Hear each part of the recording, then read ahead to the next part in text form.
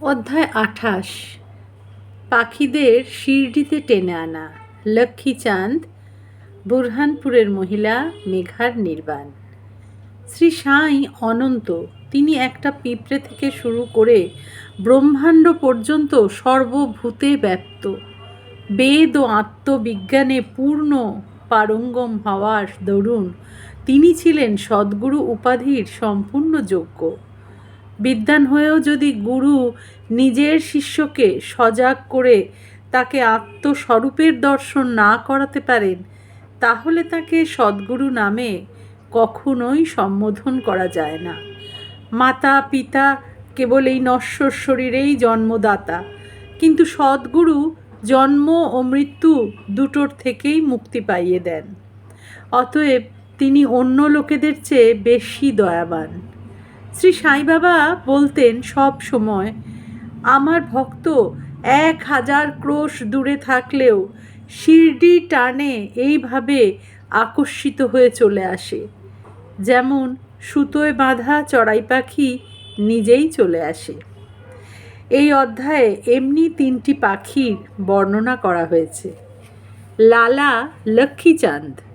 এই ভদ্রলোক বম্বের শ্রী ভেঙ্কটেশ্বর প্রেসে চাকরি করতেন। সেই চাকরিটা ছেড়ে উনি রেল বিভাগে আসেন এবং তারপর মেসার্স র্যালি ব্রাদার্স অ্যান্ড কোম্পানিতে কেরানি হিসাবে ঢোকেন।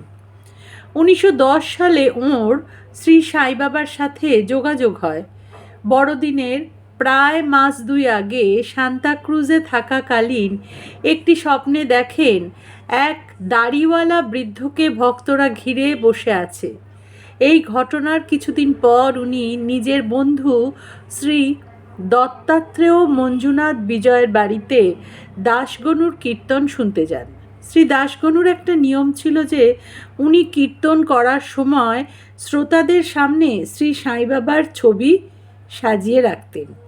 লক্ষ্মীচাঁদ এই ছবিটি দেখে খুবই আশ্চর্যান্বিত হন, কারণ স্বপ্নে দেখা বৃদ্ধটির আকৃতি হুবহু এই ছবিটির মতন ছিল।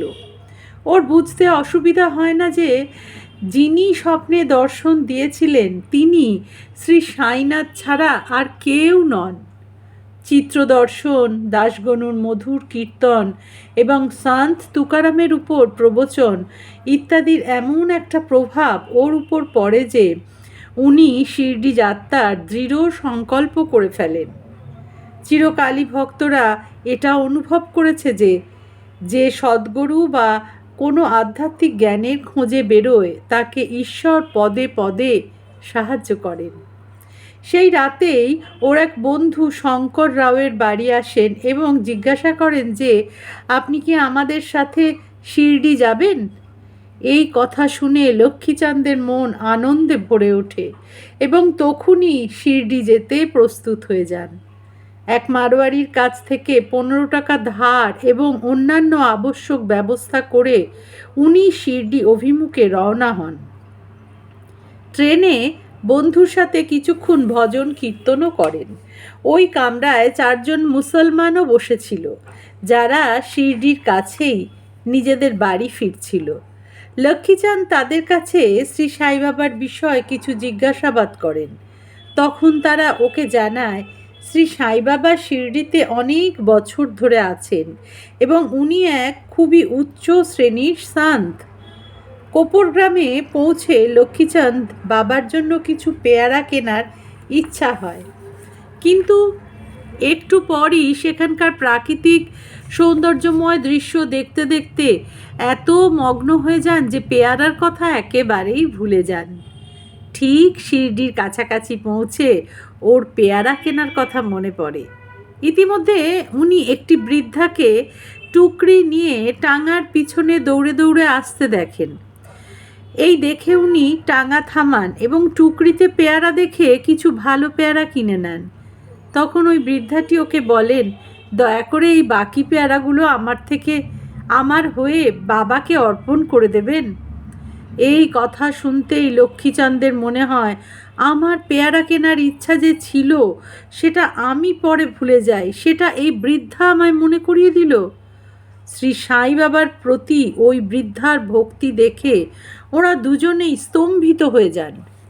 তখন লক্ষ্মীচাঁদ ভাবলেন যে যে বৃদ্ধাকে আমি স্বপ্নে দেখেছিলাম এই বৃদ্ধা বোধহয় তারই কোনো আত্মীয়া। শিরডি পৌঁছতেই দূর থেকে মসজিদের ধ্বজাকে প্রণাম করেন, হাতে পুজোর সামগ্রী নিয়ে মসজিদে পৌঁছান। তিনি বাবার বিধিসম্মতভাবে পূজা অর্চনা করে তৃপ্তি অনুভব করেন। বাবাকে দর্শন করে উনি অত্যন্ত আনন্দিত হন এবং তাঁর চরণ দুটি এমনভাবে জড়িয়ে ধরেন যেমন একটি মৌমাছি পদ্মফুলের মকরন্দের সুগন্ধে মুগ্ধ হয়ে তাকে আঁকড়ে ধরে।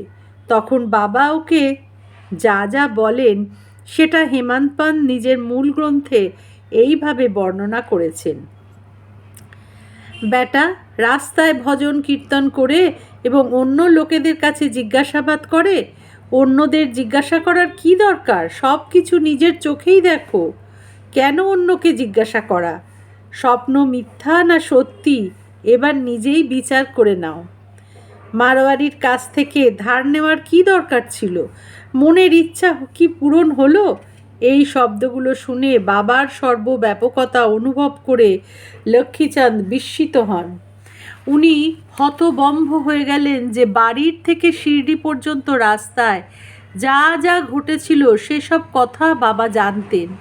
এখানে লক্ষ্য করার মতো বিষয় হলো এই যে ঋণ নিয়ে তাকে দর্শন করতে আসা বা ধার করে তীর্থযাত্রা বা আনন্দ উৎসব করা বাবা পছন্দ করতেন না।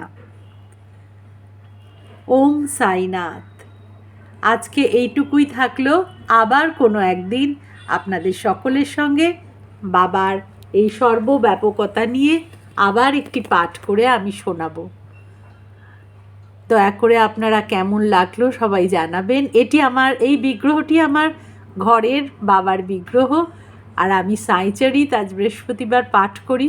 রোজ দিন হয়তো আপনাদের কাছে আমি এটা তুলে ধরতে পারি না, কিন্তু আজকে আমার মনে হলো যে একটা ভালো অধ্যায় থাকলে যে সবার মধ্যে সেটা জানানো দরকার। সেই জন্য আমি আজকে আপনাদের এই সামান্য এই অধ্যায়ের এইটুকু পাঠ করে শোনালাম। শুভ সকাল।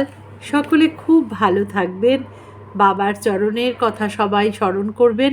বাবা সবার মঙ্গল করবেন।